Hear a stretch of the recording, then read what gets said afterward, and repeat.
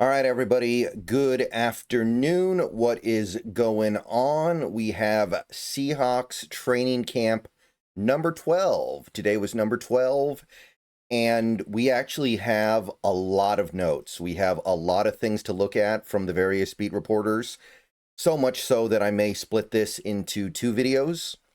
So I think you are looking at probably a rare two-video day for a training camp session.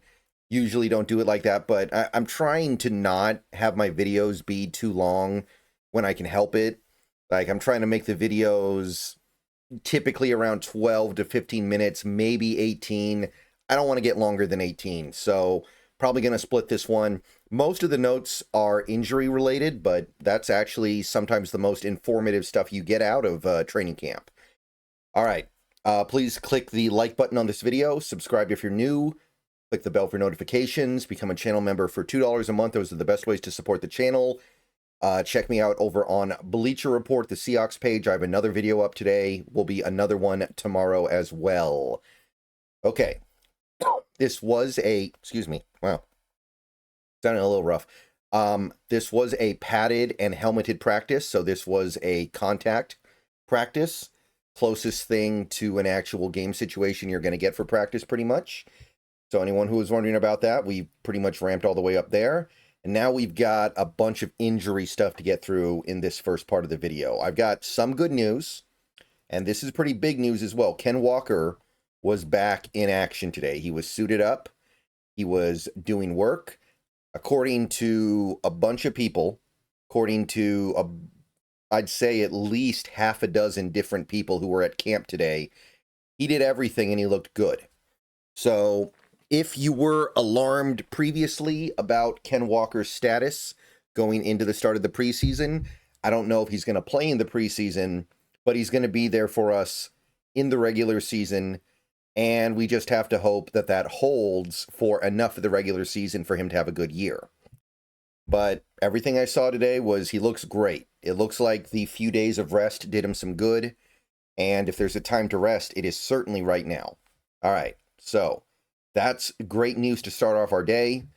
Olu Oluwatimi was not out there on the field. Initially, the Greg Bell talks about how he couldn't even see him on the field, couldn't find him. And as the day went on, they found him. Condota here says that he is present, but he is not in pads. And we found out a little bit more about that later in the day from Macdonald. His back tightened up, and he is day-to-day. Not great, but not the biggest deal in the world. I say not great, mostly because he is still technically competing for the starting job, and it's just harder to judge things if everyone isn't healthy. I think he's got it. I have to believe that he is going to be the starter when the season starts. At this point, I feel like it's inevitable. I don't know if it is, but it feels kind of inevitable. And something like this just isn't ideal. Now, I don't think he was going to play very much in the preseason game, if at all, anyway, so whatever. But the day-to-day thing is always a little concerning because they're admitting there's no firm timetable. Like, they've got a firm timetable with Cross, and Cross actually crushed that timetable.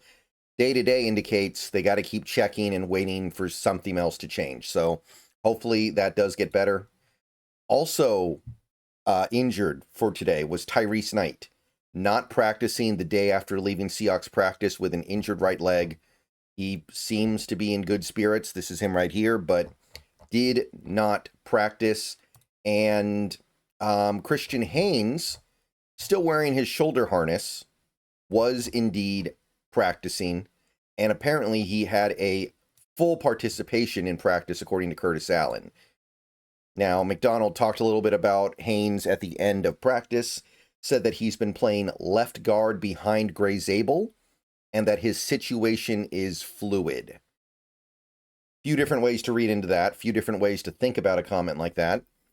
I've thought for a while now that Christian Haynes might be better off moving to left guard or center because he is a little more athletic and a little maybe lacking in the strength department. But the problem is, if he's a left guard right now, I mean, that's all well and good, except he's probably a backup then, because Zabel has been locked into that left guard spot for the time being. Now, maybe this opens up a situation where Zabel moves to center, which I think is probably his most ideal position, even though I prefer him at left guard because of the added value there. And then Haynes is your starting left guard, and if he's good, then awesome, everything's fallen into place. But for the moment, if Haynes is your left guard, and I can see the wisdom there, I don't think that's a bad idea. You are then looking at a situation where he's not starting for you. And look, 3rd round pick, you expect that guy to be starting for you at some point. But if he's a good backup and he's providing quality depth and maybe even providing depth at multiple positions, at least that's not a total loss. I can't really defend that, spending a 3rd round pick on a guy who ends up being your backup left guard. But at the very least, at that point, he's making the team, because there isn't a ton of competition for that backup left guard spot. Okay, moving along, back to the Curtis Allen tweet that I just showed. Cross is still shadow participating in drills, non-contact. Again, he's way ahead of schedule, so there's nothing to trip on right now, but still not going all the way, which makes sense. Probably won't see him go all the way until after preseason. So, continuing to see positive signs there. Returning to practice today was Shaq Griffin. Shaq Griffin came out, not in pads. He was gone 11 days approximately, which didn't seem like it was that long, but 11 days. And we still don't seem to have a ton of clarity on exactly what it was that made him absent. But he's back, and it sounds like the team is going to try to oh, my bad. This team is going to try to find a way to continue to utilize him. I wondered, is his absence going to bite into his ability to make this team? Because, I mean, obviously his role on this team is not guaranteed. His role on this team is not locked in. There are plenty of young corners on this team that might be hungry for that roster spot. There are plenty of up-and-coming corners that might be more appealing on the roster than an aging veteran like Shaq Griffin. So him not being here, competing for that job, is not helping, but he's back. So we'll see what ends up happening from here on out.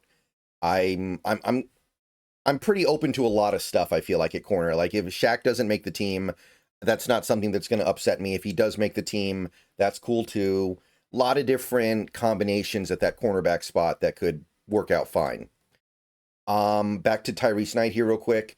According to Dugar, they will get imaging done on Tyrice Knight's knee. So for the first time, I kind of feel a little uncomfortable now. They're not saying it's a little minor thing. They're not saying it's just something that's going to go away after a couple of days. They're saying they'll get imaging done on the knee. Not what I needed to hear. I don't like that. I mean, if it's true, it's true, right? You got to hear it. If it's the case, then it's the case. But that's not what we need to hear right now. I mean, I like Tyrice Knight. I think he's a good player. I'm not going to sit here and act like he's some elite player or some all-pro, but we cannot afford the drop-off from Tyrice Knight to, I think right now, would be Drake Thomas. That is hard to overcome, even at a position that is relatively low leverage, like off-ball linebacker. So I wish I had something better to say here. This is the first one that I think really your alert meter has to perk up a little bit at this one.